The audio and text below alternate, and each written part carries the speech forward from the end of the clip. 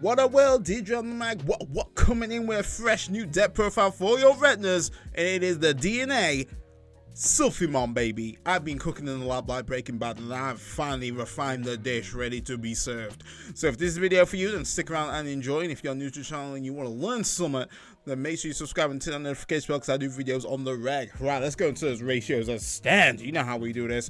So rocking on with the eggs, we do run a solid 4, and it is going to be the Poramon. The Poramon is absolutely fantastic in order for you to control the board a little bit more easier, because the amount of minus DPing that we do to pretty much majority of the opponent's Digimon, you swinging and deleting a 2k whilst you're a dual color Digimon is going to be absolutely banging right there. And let me tell you, this comes up so clutch, just getting rid of rookies, all the good stuff right here, especially when we step into a format where, you know, a lot more Ukamon, a lot more, you know, blue hybrid, all those shenanigans kind of come into play. This is where this egg is going to be very crucial, just kind of pick those off right there. So that's all the thing you need.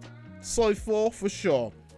Going now into the rookies, we do run a solid 14, and what we're leaning on with this is essentially using the Hawkmon line, because the Hawkmon line actually gives you a lot of draw power and makes you sacrifice the deck pretty quickly, especially with the dual tamer setup. So we go in with the BT8 Hawkmon right here, which is an absolute classic when we first got the armor support, which enables us to essentially dig for and get a dual color card with red in it. And that absolutely helps us get pretty much majority of our Digimon, as well as our key tamer, which is going to be, you know, the Yoli and the Kari Kamiya, which is very crucial in order for the strat. Works really well if you do have the dual tamer set up. It means that you can literally just keep throwing this out and just digging through your deck quite comfortably. But now we do have a better searcher, which is going to be the promo Hawkmon, which we do run at 4. Absolutely staple. Never a bad day when you're throwing this Digimon out, because it enables us to reveal 3, and then we can add 1 red or yellow card from amongst them, as long as it's got 2 colors, which once again majority of our deck. And we also can add a tamer with Yoli in name, which we are heavily on the Yoli tamer setup, so we can pretty much just ensure that we're going to be netting our tamers for real when we use this Hawkmon. On top of that, the inheritable is also juicy, because we get an end of turn DNA shenanigans, which works well. If we do have the dual tamer out, we can suspend, we can reclaim turn whilst doing some absolute further minus DPing, ensuring that we're controlling their board. Then lastly, one of the probably the most slept on Hawkmon here is going to be the BT16 Hawkmon. The reason why I do like this one is because just gaining memory for basically either playing out one of our Digimon or reducing the cost of one of our Evos is going to be very helpful in order for us to be memory efficient. On top of that, do not sleep on the inheritable, enable you to just suspend one of the opponent's Digimon. Really utilizes you leaning on that green aspect of the deck that we do have, because getting rid of blockers is very crucial for this deck in order for you to kind of, you know, get some pressure on.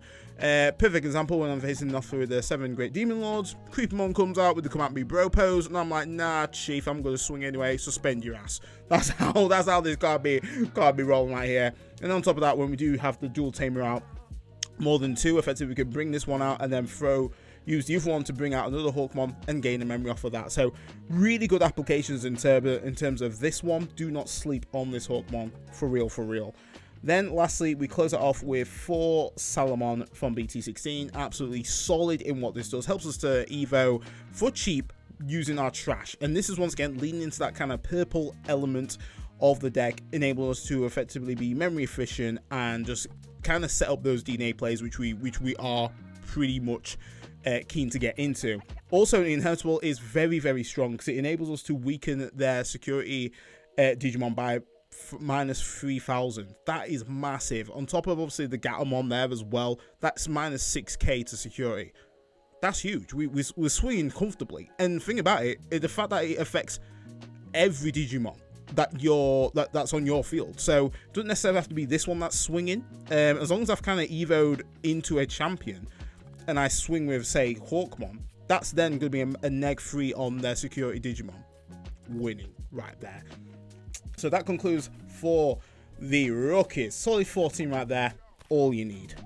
So then we go over to champions. Champions do run 11, and you're probably thinking, well, the ratio's a little bit kind of skew with here.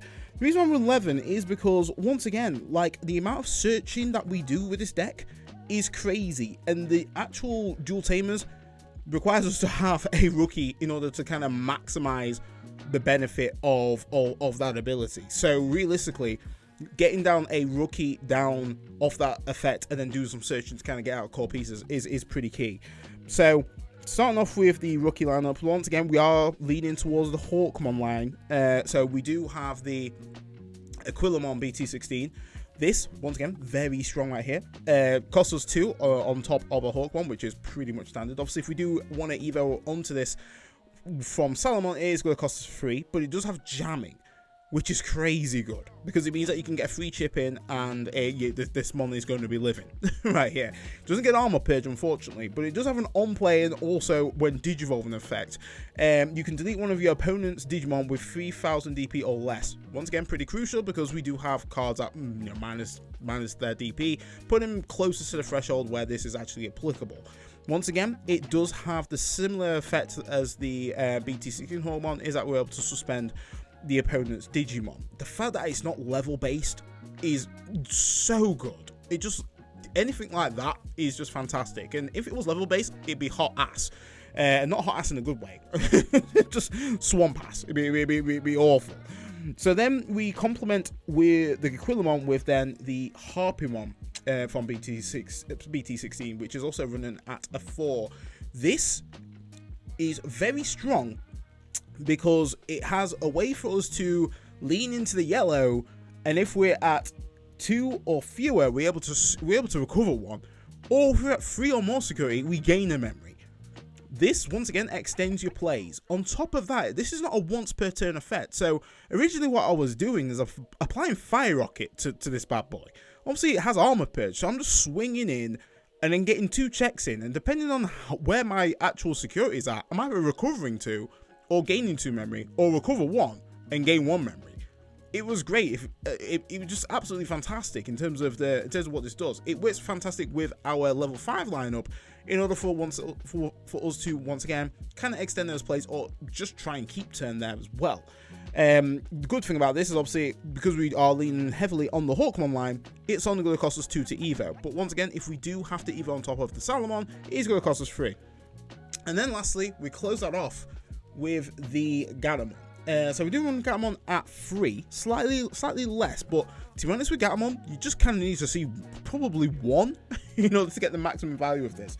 It does have a pretty much a cool on play, and when digivolving, it does have barrier, which is fantastic. Evo for 2 on top of Silphymon does cost us 3 if we obviously Evo on top of Hawkmon, but we are able to trash 1 card from our hand, so it doesn't even have to be a Digimon. Just trash a card, it is all Gucci.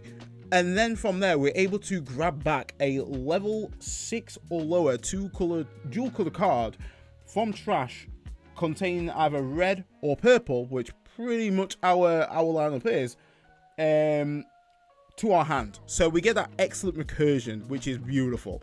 On top of that, we do get that inheritable similar to the Silphymon, further minus 3000 DP off the security Digimon.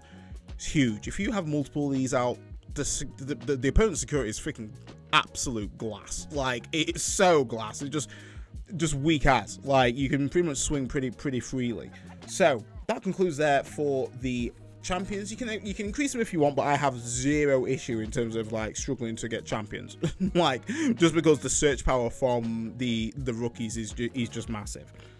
So going on to now the level 5s, and we're going to go with a solid 7 here. We've got some spicy techs up in here. So we do use, and obviously what's going to be our key component here is going to be the DNA Silphymon right here. One of my favorite Digimons for real. The design is just freaking peak. Absolutely peak. It's just got the best of both right here. But Silphymon is such a strong card. Very strong in what it does. Obviously, the DNA requirements is 1 level, basically level 4 red or yellow. Obviously, if we do have to evo into this on top of just like, outside of DNA, and it's gonna cost us 4, don't ever do that, honestly, unless you're desperate. But the thing what's really good here is that when digivolving, if DNA, one of your opponent's Digimon gets minus 7k DP to the end of their turn. Huge. absolutely huge because we've got a lot of cards here that can absolutely help in order for us to effectively get rid of big bodies. Then also when digivolving and when attacking, this is not once per turn, delete one of your opponent's Digimon with 7k DP or less. The fact that this is not once per turn is great because realistically you can neg 7, you can delete a 4k or less just from digivolving, and then you swing, and then you can also delete another 4k. Absolute fantastic board control. Really good, really good. Obviously it's inevitable as partition as well, which partition is that if it was going to leave the battle area other than battle, you're able to basically pull out a level 4 red and yellow from sources and play them, which is great. So because essentially you can just DNA again. So the worst thing that they could possibly do to you is try to attempt to bounce you, because what's going to happen there is that they're going to bounce your Silphymon back and you're going to play your Garamon and your Quillamon out, which is not that great there. And obviously from there we further benefit because then we do get their on plays, which for obviously for the Garamon we can just trash them from hand, get a piece in order for us to obviously either disrupt their board further or be able to delete a 3k DP or less Digimon. So really, really powerful stuff here. Definitely want to be running that at 4.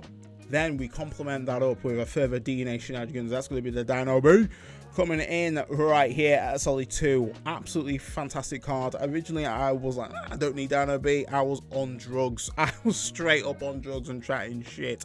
Dino B is solid in terms of what it does.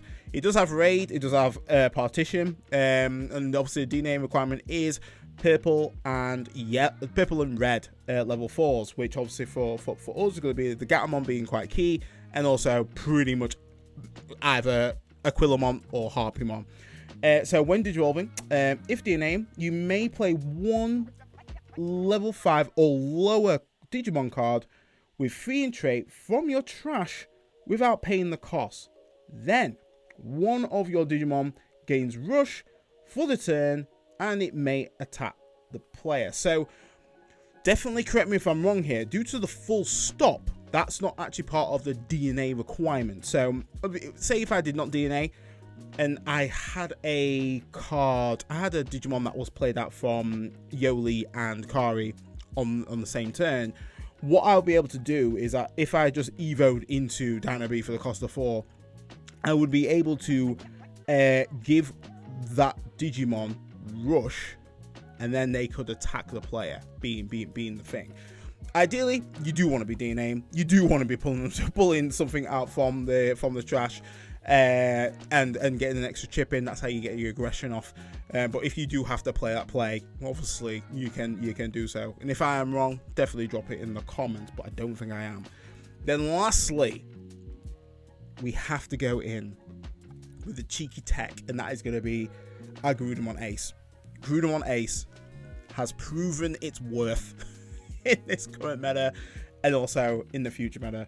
Grudemon helps with our overall kind of board setup and game plan, you know, enable us to essentially either blast evo or just hot play this for the cost of 4, and we'll be able to just play out a tamer, a red tamer with a play cost of 4 or less. So that's pretty much majority of our tamers.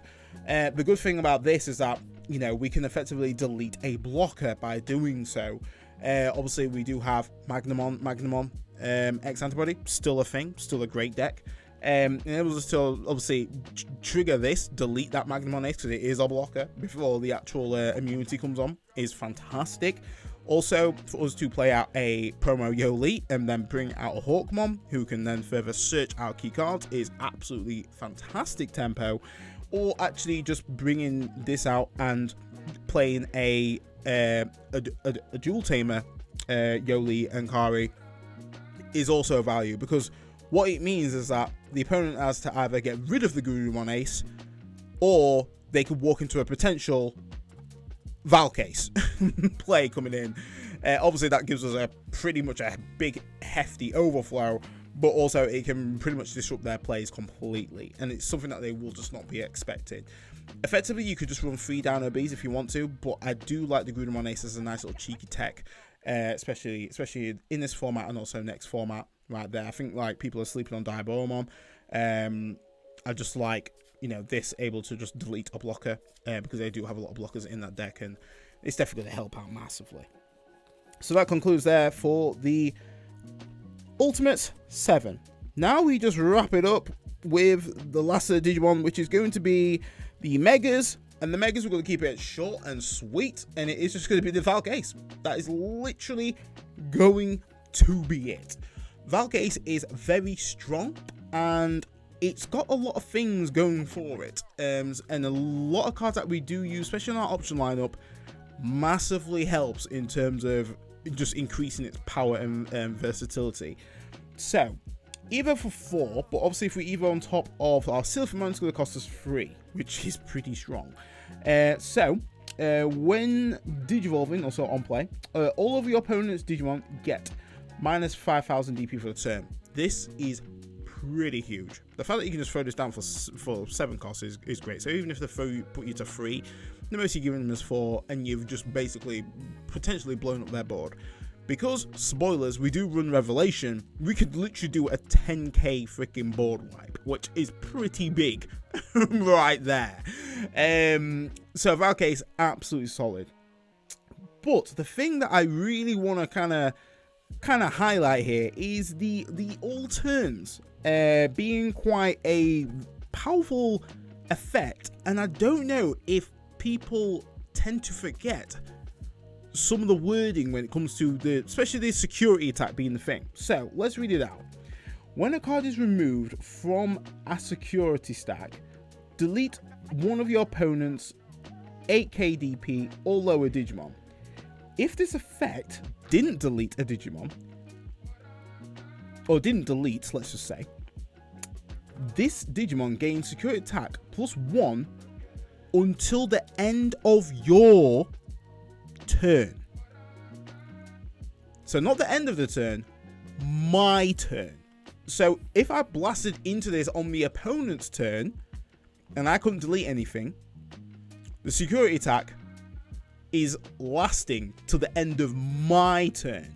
So when it comes to my turn and I swing, technically I've got 2 checks going on. If I can't delete a Digimon once I've checked their first security or a security, I then get an additional security attack. So technically, Valk Ace can potentially be swinging for 3 checks, depending on when you've blasted into, because it's the same clause as Revelation.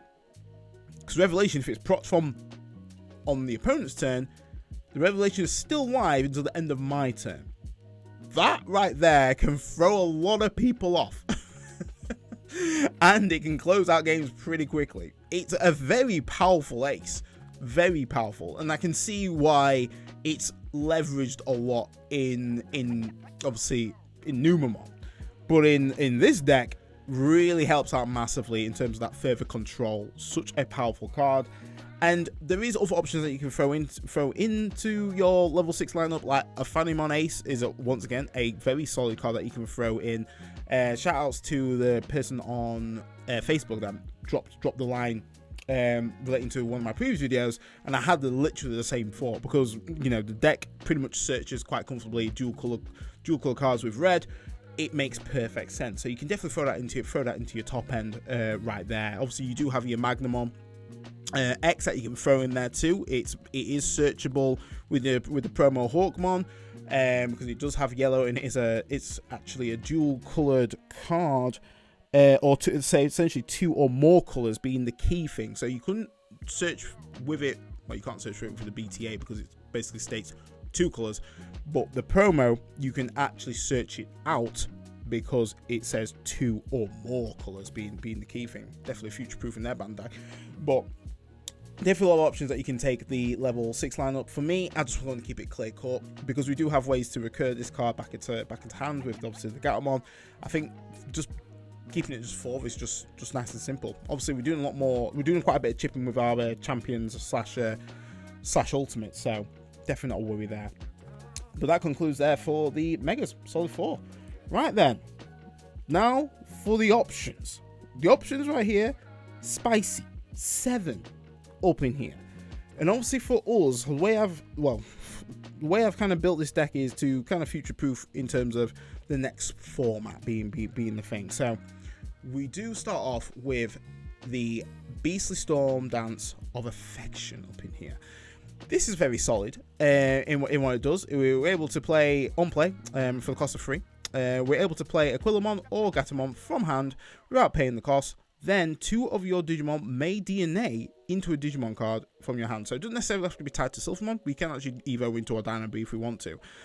The Digimon this effect DNA Digivolved gains minus that'd be a bit of a crap effect. Gains security attack +1 for the end of the turn and may attack the player. Just once again applying that aggro. Also kind of a little bit of hybrid for game if we kind of need to go into that right there, which is cool. Obviously the security effect is fantastic. We're able to play a Hormon or Salamon from hand or trash without paying the cost, and then add this card to hand. So this is searchable pretty much from all of our cards that we do play, which is fantastic, and this is why we do run that at a solid 2. Then we go in with such a powerful card, and that is going to be Revelation at 3. You could knock it to 2. I feel like 3 is fantastic. A lot of applications where this works. Obviously, even if it's trashed, the effect is still triggered. There is a lot of decks that can just effectively trash security, which is annoying. very, very annoying. Ragnarlord can trash. So obviously proccing into Revelation definitely helps us in order for us to try and combat those big stacks with DP freaking gains that they do apply. On top of that, it does make their security further weaker, which is probably the main premise of this deck, because realistically we want to make sure that only how our Digimons are deleted is by an option in some way, because that's when partition can actually protect us. If it's deleted by battle, partition ain't doing shit. so Revelation just enable us to give them a blanket 5k up to the board is huge. Numamon, don't care, don't matter. Ancient Guru, I know you rocking those Ukamons.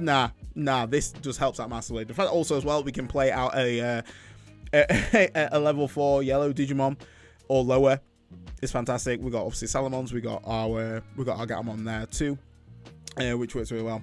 And then on top of that, it further just boosts the threshold for us deleting stuff with our further minus DP and effects, as well as our our red side of just DP, well, deletion based on DP, which is huge. But like I say, you can knock it down to 2 if you want.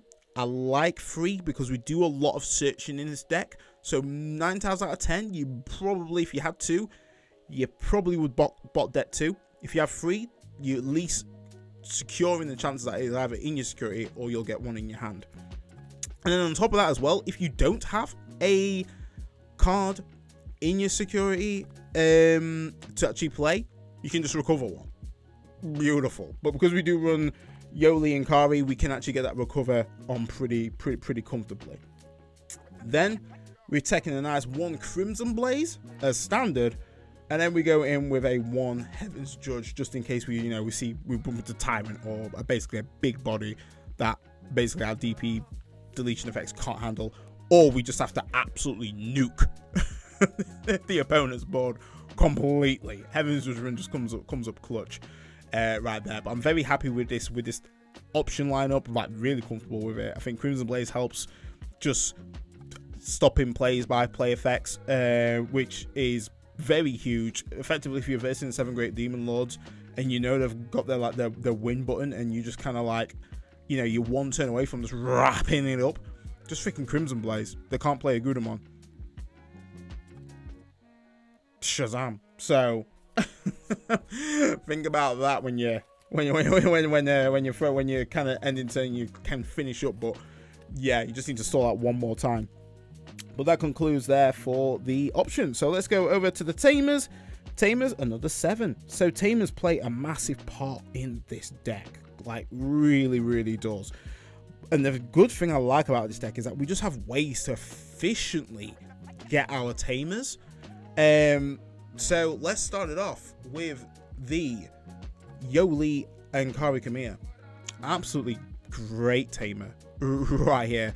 If you have just one out, you're pretty comfortable. If you have more than 2, oh my days, like you are controlling the board quite efficiently, / reducing evo costs, which is just making your memory efficiency plays just even better.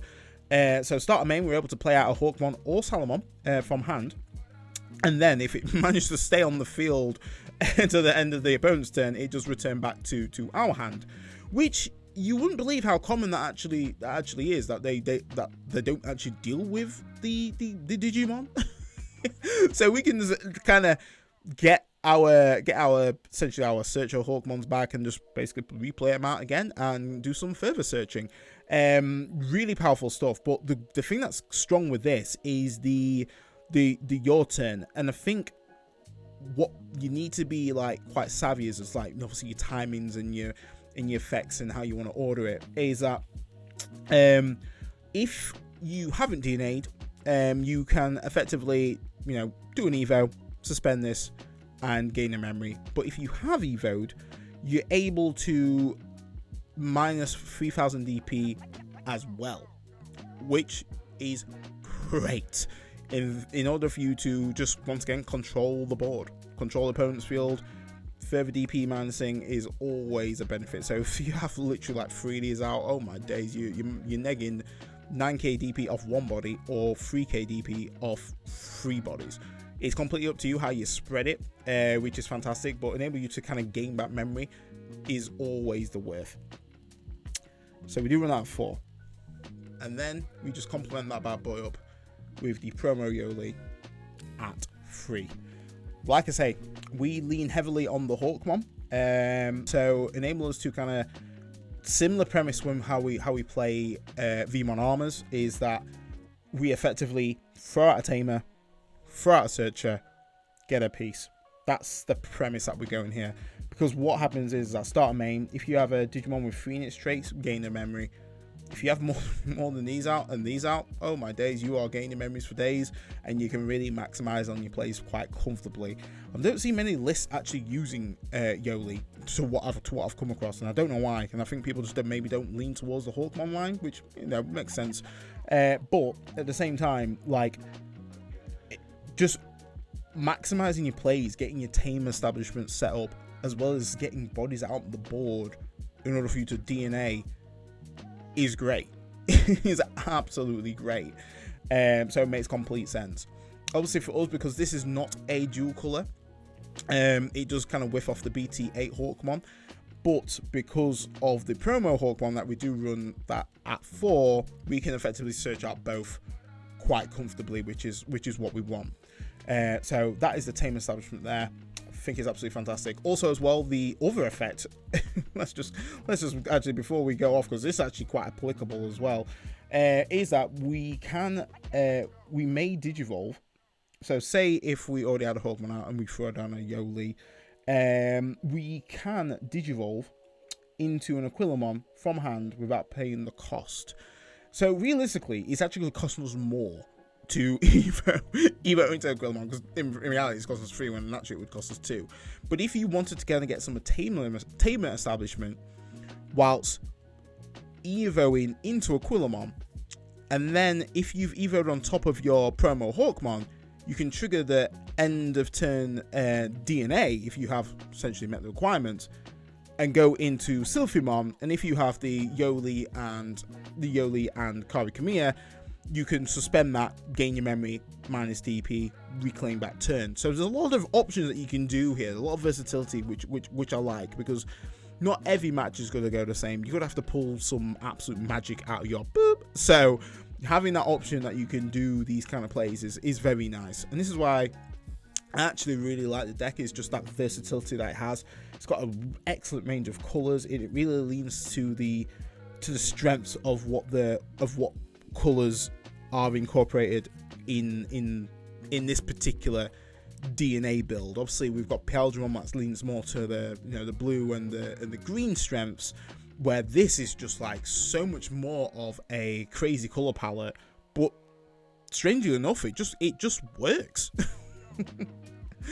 But guys, that is your boy done. If you enjoyed the video, smash it with a like as standard. If you want to talk a bit further, drop it in the comments. More than happy to discuss, and I'll make sure to share the deck list for you, so you can test it on the sim and see what you think to it. But guys, stay safe, stay fly, much love, peace.